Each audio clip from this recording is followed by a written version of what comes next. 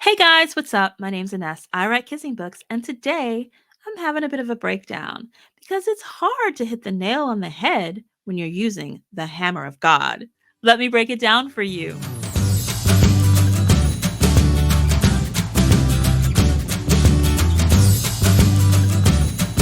It's Thor Day! Yes, I'm breaking down the God of Thunder from Down Under to take a close look at his five-part finale.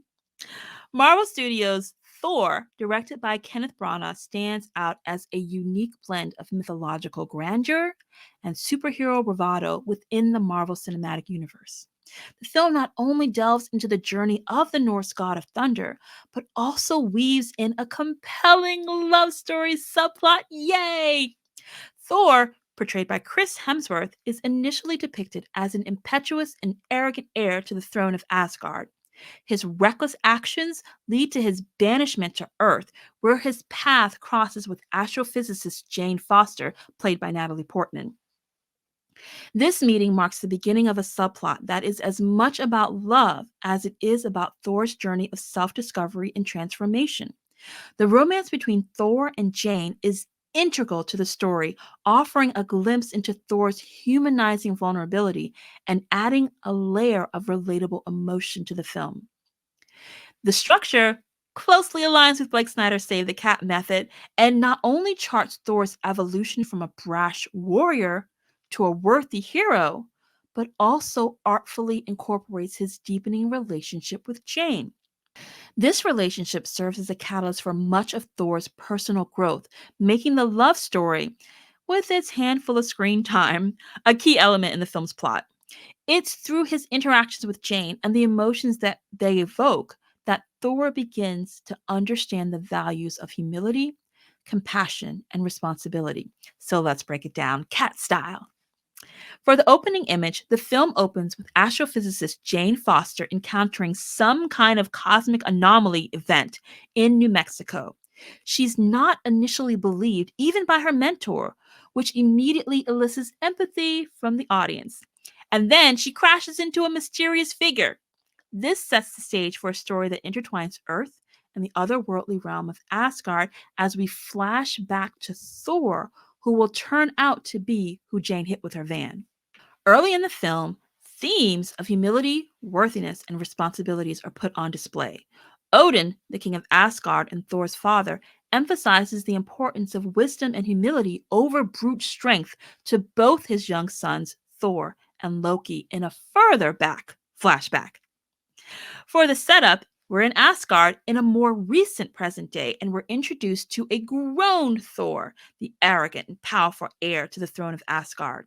It's his crowning day, but you can see the reluctance on his father's face as Thor hams it up for the crowd. Just before Thor is about to be crowned, the palace comes under attack by frost giants, pulling away all their attention to the scene of the thwarted crime in one of the relic vaults.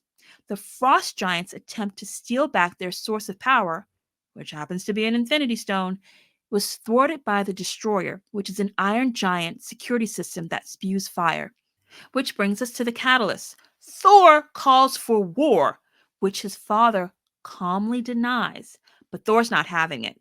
He rallies his friends Sif and the Warriors Three. Note that Sif is canonically the Thunder God's true love, but instead it's the astrophysicist Jane. Thor's friends tag along on his impulsive decision to attack the frost giants. This reckless action leads to severe consequences of breaking the long-standing peace. Odin shows up just in time, and there is no debate. Odin is judge and jury. He dresses down his son literally. Odin strips Thor of his power and his hammer and banishes him to Earth to grapple with his loss and learn humility. The break into the second act occurs when Thor, now powerless, starts his life on Earth. It takes him a minute to realize he has no powers and no standing, and fighting will get him nowhere. It's a true upside down, extraordinary world that a hero would venture into in the hero's journey. The B story revolves around Thor's developing relationships with Jane Foster and her team, as well as his brother Loki's actions back on Asgard. Loki schemes to get the crown as Odin falls into a deep sleep. Thor and Jane flirt as he dangles cosmic jewels in front of her. Jewels of knowledge. Guys, get your heads out of the gutter. For the fun and games, this is in addition to the love story plot, where Thor has to try and regain his power and his standing. There are scenes of him sneaking into S.H.I.E.L.'s stronghold to get his hammer, but he is no longer worthy enough to wield it. Thor is caught by the humans of S.H.I.E.L.D. in the midpoint.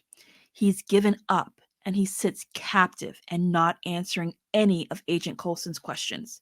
Then his brother appears with a glimmer of hope, but Thor learns from Loki that Odin has died and his mother has forbidden Thor from returning to Asgard. This false defeat deepens Thor's sense of loss and exile. The bad guys close in as Loki consolidates his power on Asgard. Thor's friends, with the help of Heimdall, continue to come to Earth. All is lost, and that whiff of death is smelt when Loki sends the destroyer to Earth to kill Thor so that he can never return. Thor's friends and newfound allies on Earth are in danger, and Thor is powerless to protect them.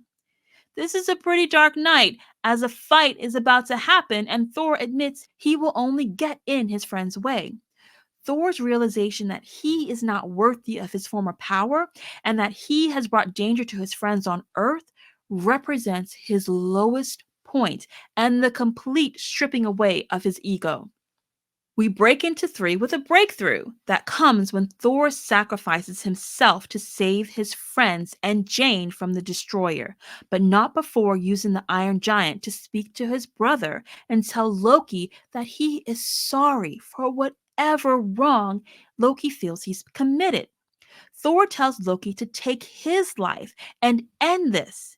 It's a bit of an echo of how his father ended the long ago war with the frost giants that saved so many lives. This selfless act proves Thor's worthiness to wield his hammer. The hammer comes flying into Thor's grasp, reviving him. Which brings us to the finale. Re-empowered, Thor defeats the destroyer. That was just the warm-up battle. He needs to return to Asgard to confront Loki and stop his plans, all in a 5-part finale that I'm about to break down for you. First, we start with gathering the team. Remember, this phase involves the protagonist preparing for the final battle, often by assembling allies or resources. The entire team is currently on Earth and they have to get back to Asgard. They call to Heimdall, who has been trapped by Loki. Heimdall manages to free himself and the band of warriors prepare to take the Bifrost, but not before Thor promises Jane that he'll return. He gives her a chaste kiss, but our 20th century mortal woman plants a big one on him. You go, girl.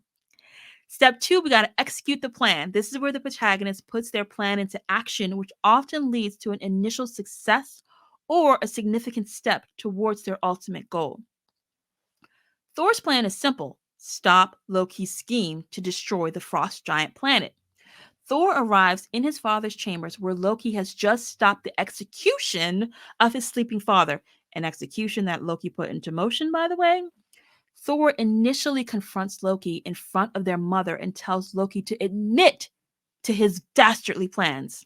Instead, Loki says he'll go pay a visit to Jane instead. For the Hightower surprise, that unexpected twist or complication which arises, making the situation worse or more difficult for the protagonist, the brothers head to the Bifrost, where the beam is currently in the process of destroying Jotunheim, home of the frost giants. Loki and Thor fight to get control over the beam. They dig down deep, where the protagonist musters additional strength or insight to address the challenge. Thor realizes that the only way to stop Loki's plan and save the frost giants is to destroy the Bifrost Bridge, even though this means losing his way back to Jane. This shows Thor's newfound wisdom and willingness to make personal sacrifices for the greater good, demonstrating significant character growth. Now he's got to execute a new plan. Thor destroys the Bifrost, But the fight isn't over. Thinking his brother is about to fall to his death off the destroyed bridge, Thor steps in to rescue Loki, only to realize it's a trick. But now they're both in danger of falling until their father awakens and saves them both. But Loki decides this is no longer the life for him, and he lets go of Thor's hold, plunging him to his death. But probably not, since he is the trickster god and Marvel's got franchise on the mind.